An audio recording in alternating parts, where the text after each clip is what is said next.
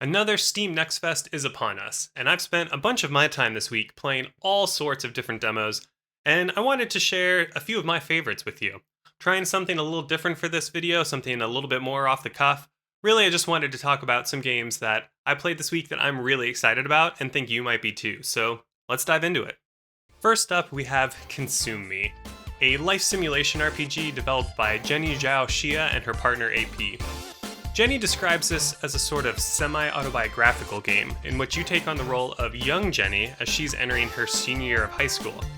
It touches on some dark themes like body dysmorphia and anxiety and just the general struggle of being a teenager, but it manages to do so in the most lighthearted way possible. Essentially, young Jenny decides to go on a diet, live out her sort of hot girl summer. You go through each day and complete her tasks throughout the day, like eating, exercising, chores, each of which has a really fun, hilarious minigame. Eating, you might be putting food together in like Tetris shapes, trying to maximize the space that you're covering, representing her hunger, but limiting the amount of calories that you're consuming. There's an exercising game in which Jenny is this ragdoll that you're dragging around, trying to get her to match certain poses. It's all really silly and a lot of fun to play, and it's also enjoyable on the RPG side, trying to maximize each day and raise your stats and see the benefits that you get from new costumes and new items. It's a lot of fun, but I also think it's going to deliver some really deep, impactful story moments as well, and I'm really looking forward to playing the full game when it comes out. Next up, we have Baby Steps, and this is just a really silly game. It's developed by Gabe Cuzillo and Maxi Bach, who made Ape Out, and also Bennett Foddy, who's known for games like QWOP and Getting Over It. You play as Nate, who's this unemployed downbeat who gets magically transported into another world while watching TV.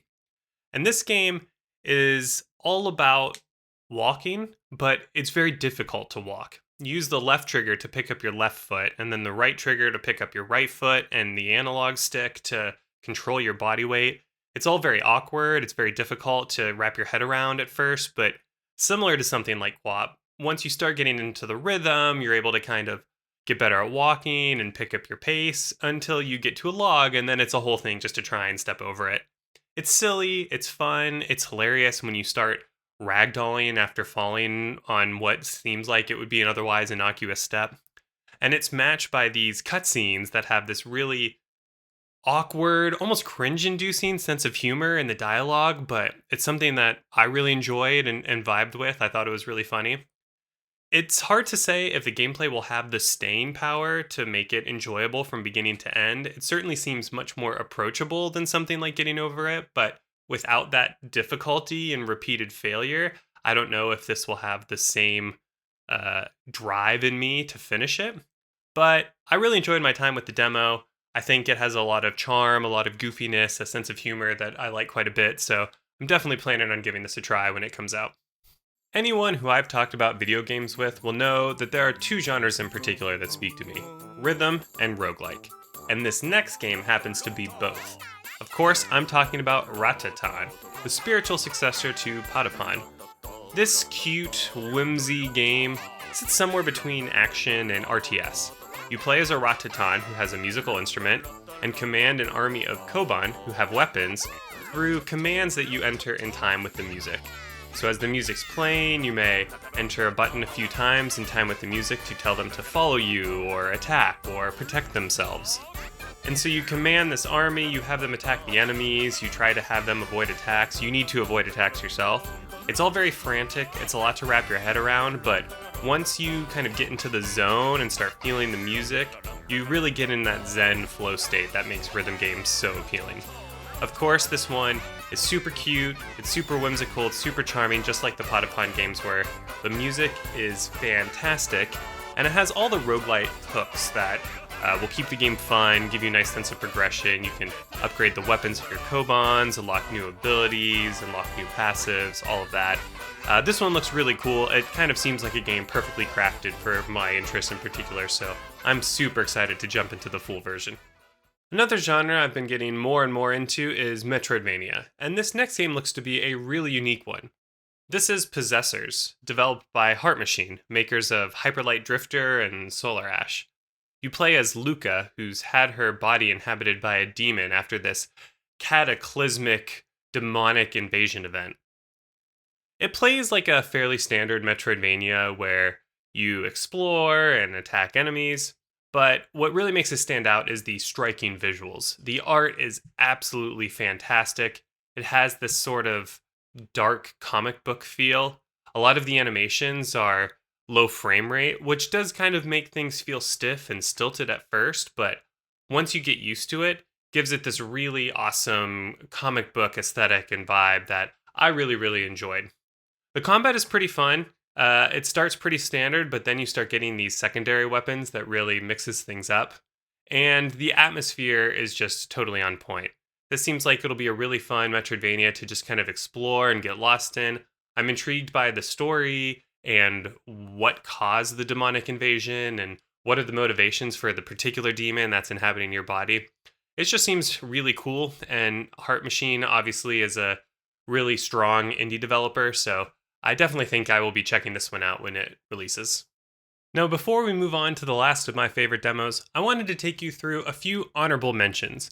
These are games that I played that I enjoyed or found interesting, but didn't quite rise above the rest.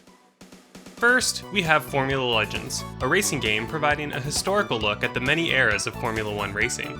This has potential, but I struggle to get used to the driving physics, which sits somewhere between sim and arcade. It is sorely lacking an official license, opting to use driver and team names that spoof their real-life counterparts. Looking at you, Charlie Lecreme. Still, this could be a fantastic way to engage with the rich history of Formula One without the baggage of playing the $60 official games from EA. Next up, we have Ninja Gaiden Ragebound, a 2D action platformer that harkens back to the series' arcade roots. I've never gotten into this franchise, but this might just be the game to do so. It looks and feels exactly as good as you'd expect from a game made by the creators of Blasphemous, with frantic hack-and-slash combat, tricky platforming, and, of course, awesome bosses. There's always one or two deck builders that catch my attention each Next Fest, and this time it was Into the Grid.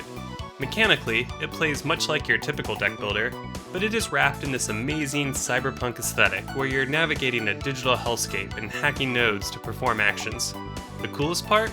It's first-person combat, which places you face-to-face with the sentinels protecting the mainframe. I also have to mention Ball Pit.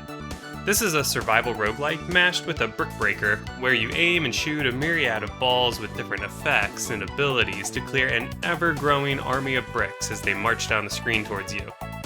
I'll probably skip this for the same reason as I skip most Vampire Survivor likes, but this one has some interesting mechanics and progression hooks, as well as all of the number go up chaos emblematic of the genre. If you are a fan of these types of games, this is definitely one to keep an eye on. Last, but certainly not least, we have Mina the Hollower. This is the new IP from Yacht Club Games, maker of the Shovel Knight games, a series that I absolutely adore. And y'all, they went and made a Souls-like. This one caught me by surprise because, looking at it, it looks like an old school Zelda game. And when you first start it up, it feels that way too. But once you get into it, there's no denying that it's a Souls-like. There's a clear emphasis on difficult combat. You have a sort of dodge roll, although instead of rolling with iframes to avoid enemy attacks, you actually jump up in the air and burrow underground, and you can avoid all damage that way. And it opens the door to other cool platforming mechanics as well, where you have higher speed when you exit a burrow and can make longer jumps. There's also resources that you collect along the way that you can use to upgrade your stats, and you lose them on death, of course, and have to go back and fetch them. And the boss fight that you end the demo with is really incredible. It's a ton of fun. This really follows the Yacht Club design ethos of taking modern game design mechanics, but wrapping it in an old school retro aesthetic reminiscent of the 8-bit era. And it looks fantastic, it sounds fantastic, it plays fantastic. This is the only demo that, upon finishing it, I jumped right back in so I could try out different weapons and just play more of it. I'm so excited for Mina the Hollower. This game comes out on Halloween, and I will be playing it day one for sure. Well, there you have it. Hopefully I presented one or two games that have piqued your interest, and even though Steam Next Fest is over, all of these demos are still live, so if there's something you liked, go, check it out, give it a play. And this is by no means an exhaustive list. There were so many demos, I could not possibly get to them all. I'm sure I've missed some great ones. If there's any awesome demos that you played during Steam Next Fest, leave a comment and let me know. I'll go give it a try. Hopefully you enjoyed this. I know it's different than my usual scripted reviews, so if you appreciated this style of content, please leave a like. It'll let me know to make more of this type of content. And for more gaming videos and reviews, subscribe, and I'll see you in the next one. Thank you, bye.